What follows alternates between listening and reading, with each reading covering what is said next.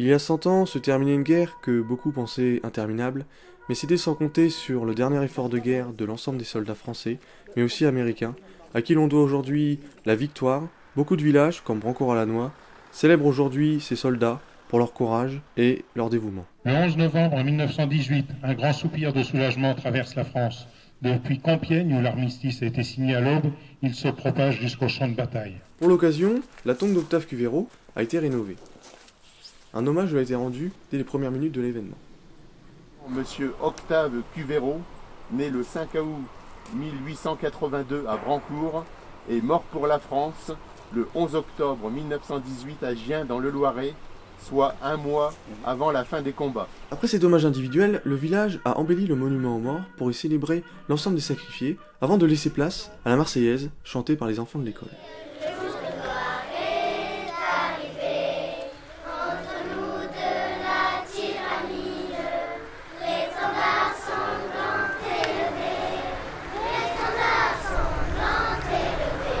Pour illustrer cet événement, les Brancourtois ont eu l'occasion d'assister à une exposition dédiée, où étaient présentes des photos d'archives aux côtés d'équipements militaires recueillis par la mairie.